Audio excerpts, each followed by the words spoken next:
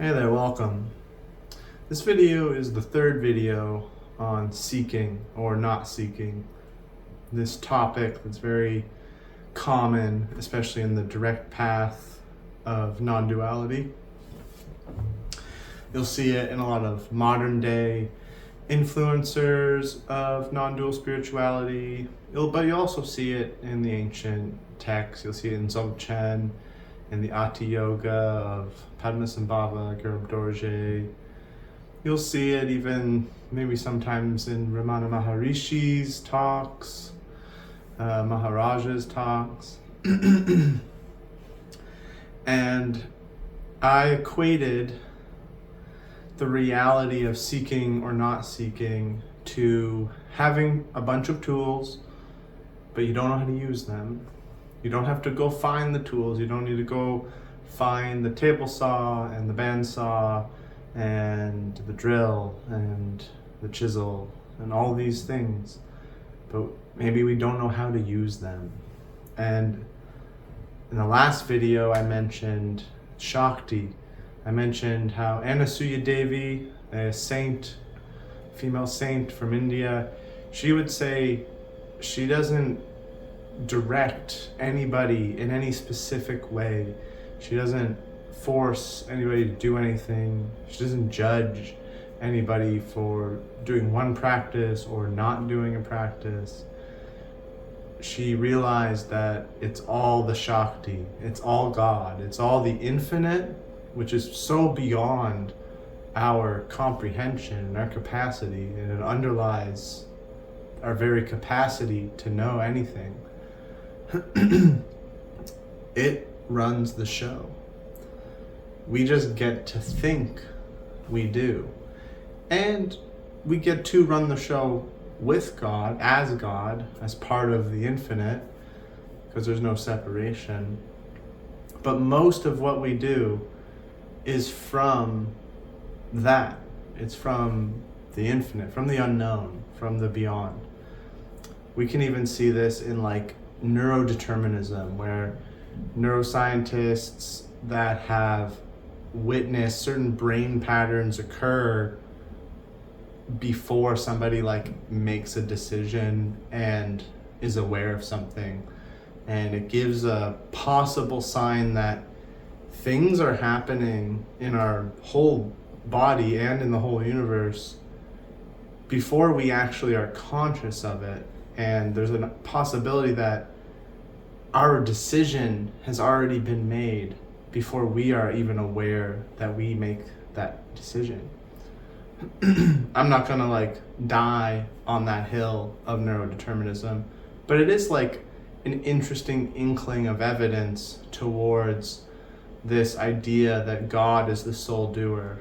Shakti drives everything. And I just wanted to talk about in this video a few different things. Continuation of the whole topic, and talking about how do we use these tools. The tools are this body, this consciousness, this mind, this experience pattern, this present moment capacity to experience, imagine, choose things. Even if we don't, believe it's we that choose things, we can learn how to operate these things. And that's where like meditation, mindfulness, even like psychology work, that's where you exercise and eating right and doing good to the world and cooperating and learning to empathize and have compassion.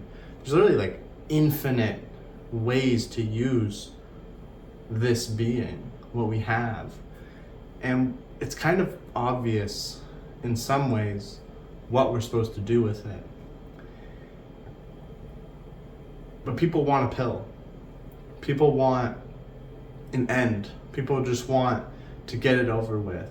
And that's actually the issue underlying some of the reasons we want to look for spiritual teachings and philosophies, and especially the non-dual lineages and the modern direct path lineages, which include these phrases like, it's already here, you're already enlightened, you don't need to seek anything, seeking is a mistake. Like I said last video, it's not up to us if we seek or not.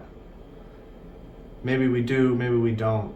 But whenever we're aligned with our infinite beingness, with Shakti, with God, with the universe, it doesn't matter what we do. It doesn't matter if we do things that look like seeking. It doesn't matter if we do things that look like not seeking.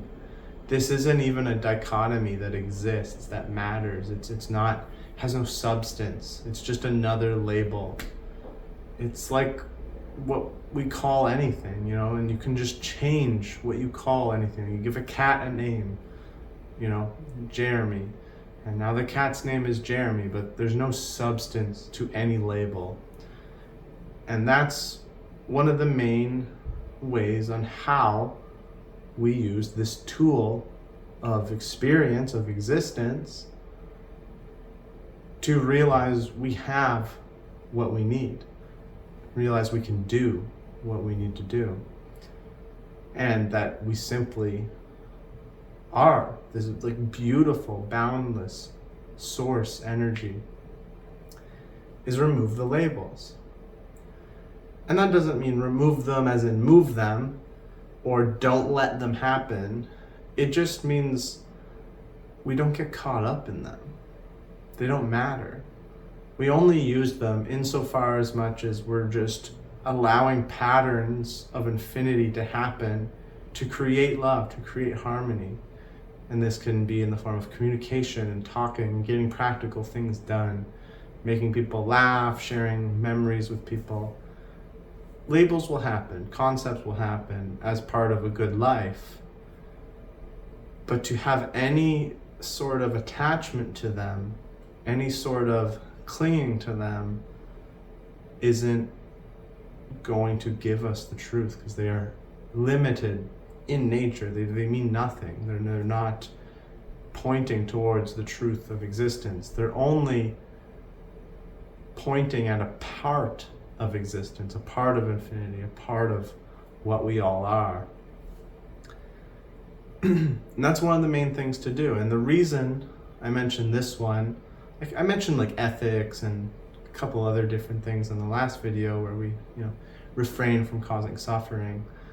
But I'm mentioning this one in this video, one, because it's also part of non-duality, to help share how the non-dual lineages of these masters, of these yogis, of these monks and sages and mystics, they became aware of this. They were aware that everything we call reality, every idea we try to subjugate reality to, whether it's ourselves or another being or events or what have you, they realize that none of this is sufficient for actually phenomenologically experiencing the fullness of this moment, which includes so much. Like, there's so many things here right now, in our body, in our mind, in our hearts, in our environment, in our sensation systems, and even more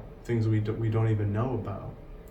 They realize that we are already there, like we're already tapped in to existence, and we just really have to allow that process to happen. And one of the ways we kind of muddy the process to our own view is creating lenses and interpretations and looking only at certain parts and giving only certain parts value and then devaluing other things, paying attention to only a specific set of information in the moment, and then even only labeling certain things, like only giving life and meaning to certain parts of existence, of the universe, of God, of ourselves, and how this made us experience separation. It is one way we experience separation from the infinite, because we just keep dancing with imaginary limits. And I mention this especially because we don't have good guides. We don't have gurus around every corner that are omnipotent and omniscient, and they're master sages and master yogis, and they can just help us. The odds are that if we try to seek a guru, if we try to find a teacher, they will be a whole smorgasbord of complications and imperfections and biases and desires that are possibly selfish and not actually going to help us, and they won't lead us to the mountain.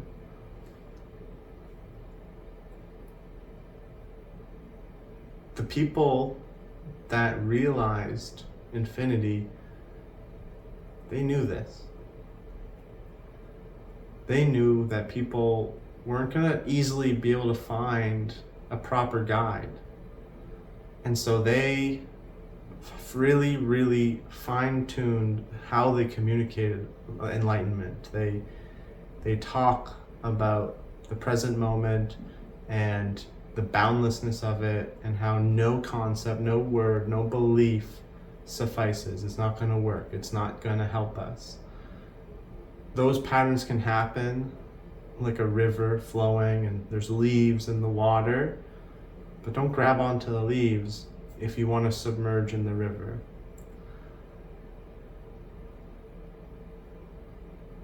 We need to be able to use our present awareness right now to disentangle ourselves from all limited conceptions.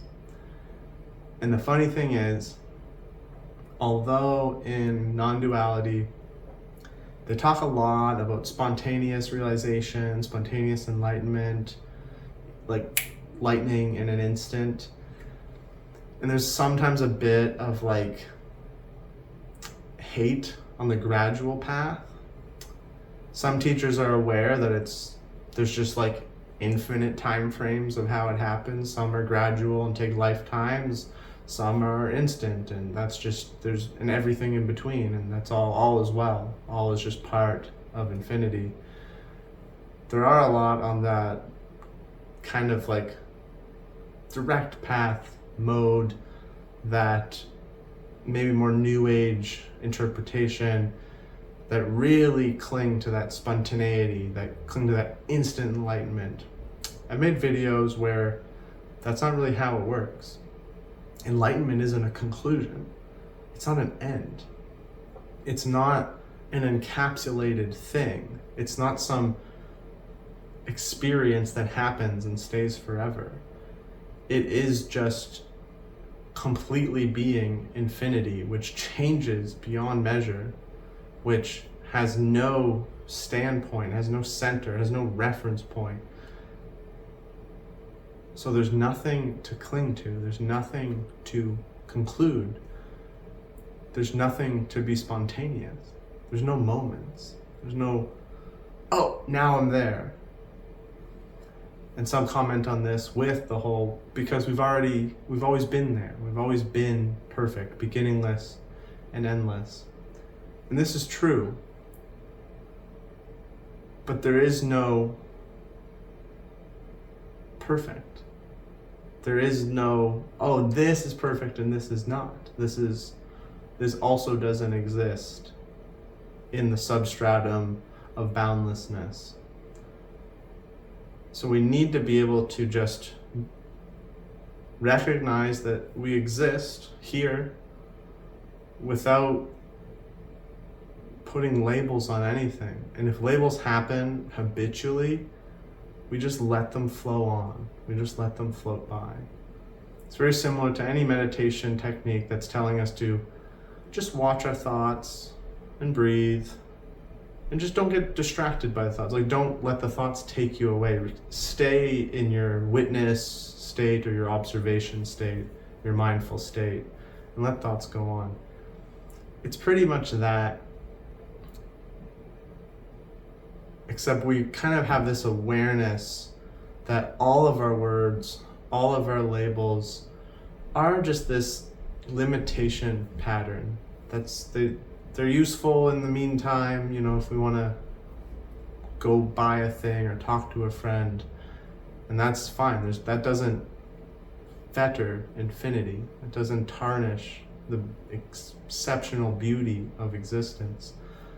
But we are expanded beyond that. We don't really need to react. We don't really need to give in to any kind of rabbit hole of labeling and intentions and interpretations. And at the same time, when we try to do this practice of refraining from concepts or stepping back from concepts, from labels and all this stuff, they're just going to happen. Majority of us are just going to spiral with them eventually. Something is going to hook on to our attention, our point of attention, and it's going to take it for a ride. At that point, realize what took our attention for a ride. It's the same thing as it always is. It's just infinity. It's just God. It's just this boundless, measureless universe. It's the thing that makes our liver purify our blood, our digestion, decompose food.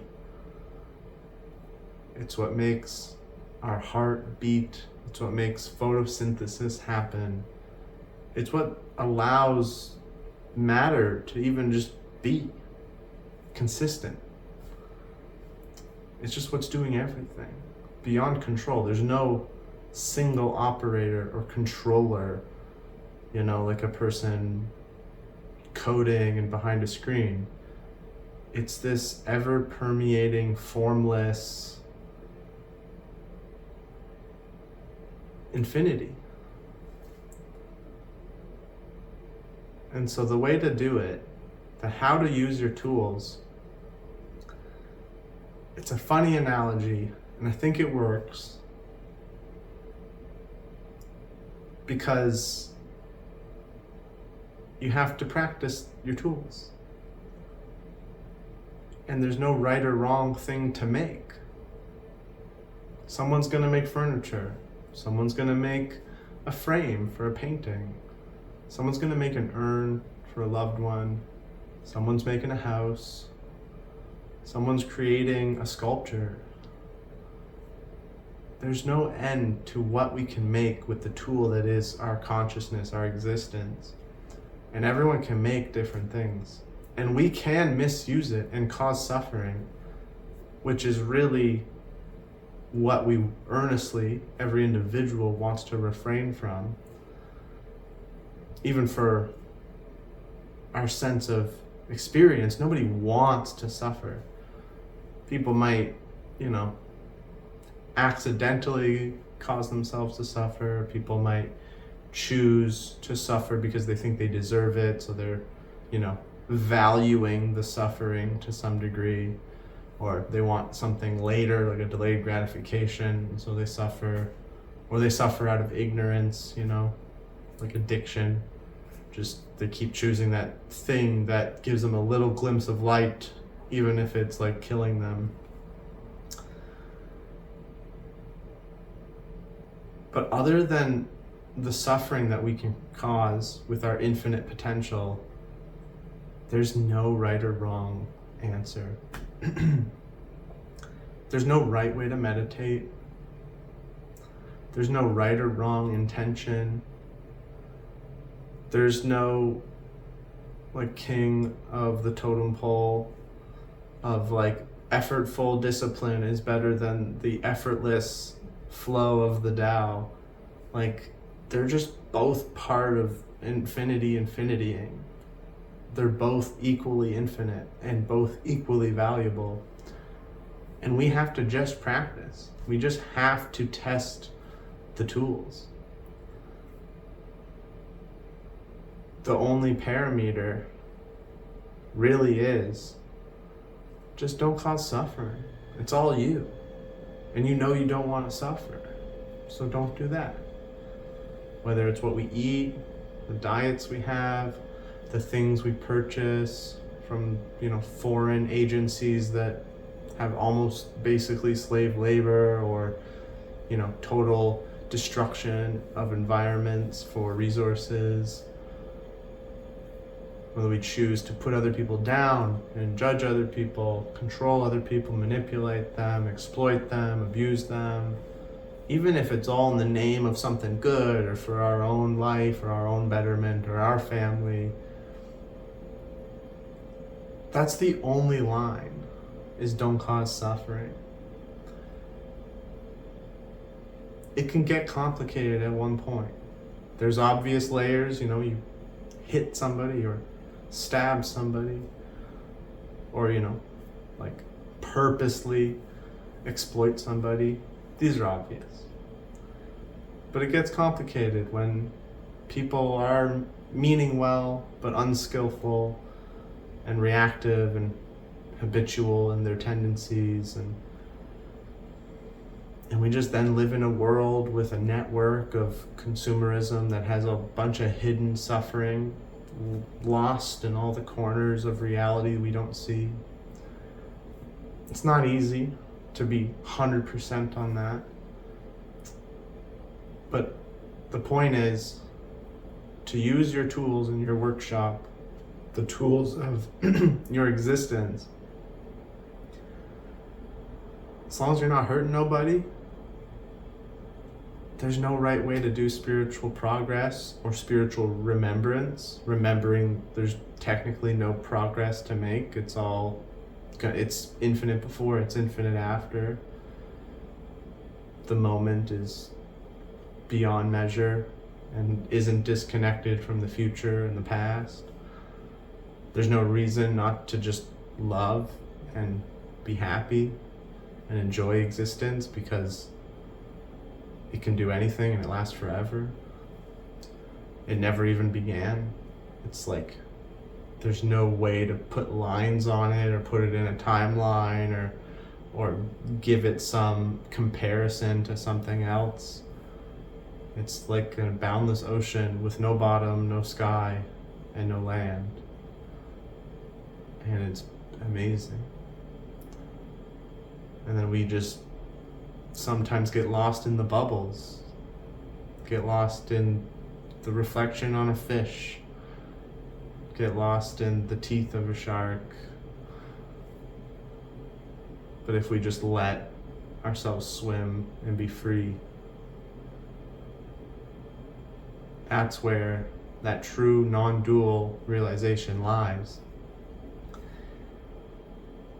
And sometimes we're going to have to do what looks like seeking. We're going to have to change. We're going to have to go experiment and find things. And it's not necessarily like I'm discontent and I need some pattern to happen to make me content finally. It's more just, we just have to live life. There's no stopping it.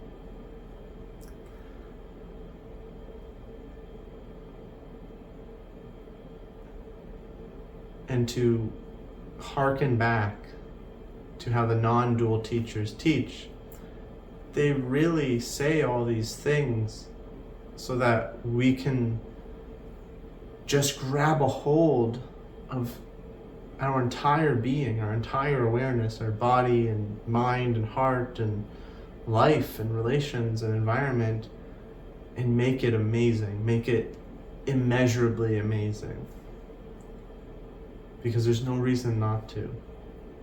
And realize that it doesn't have to be our specific body and our specific sense of mind that makes it amazing. It's a teamwork, it's a cooperation, and it's a cooperation beyond humans. It's even beyond animals and plants and bacteria and fungi and soil and matter.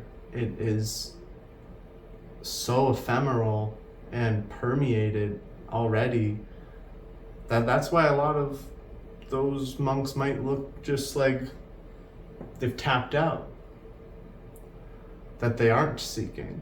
They might have that image, that kind of quality we might describe, because they realize infinity has no limitation. It doesn't need to happen even through people.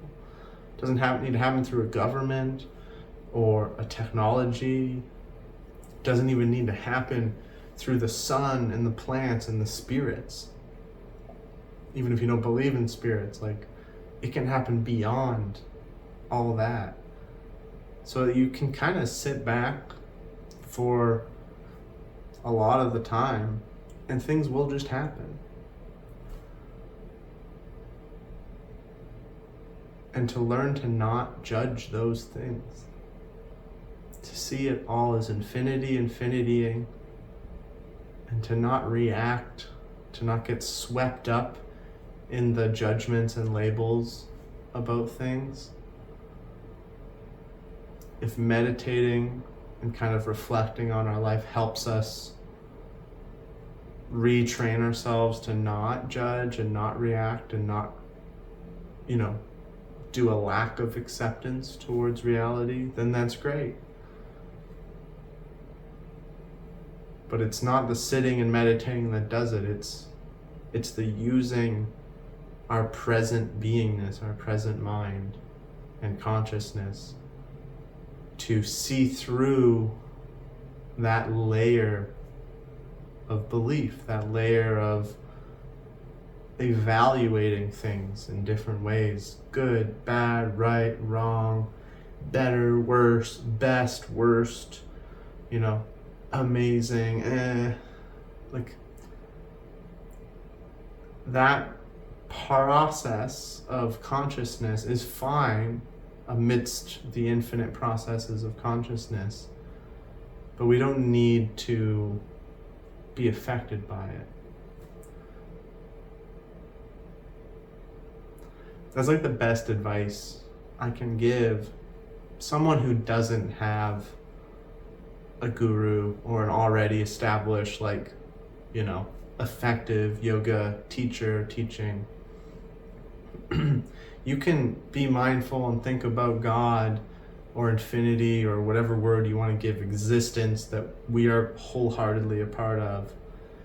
You can do a back bend, you can chant a mantra, you can count beads, you can do push-ups, you can go for a run, you can just sit and look at moss. There's literally infinite ways to do it. That's kind of the point. If there weren't infinite ways to do it, we wouldn't be going towards realizing that we are already infinite. So how do you use the tools in the workshop? Well, if you already have a teacher that sparks that divine flavor in your experience, just embrace it. If you don't, you're just like me and you're just kind of bouncing around in the modern world trying to figure shit out and having moments of insight, I recommend just doing as much as we can without creating more. Stop suffering.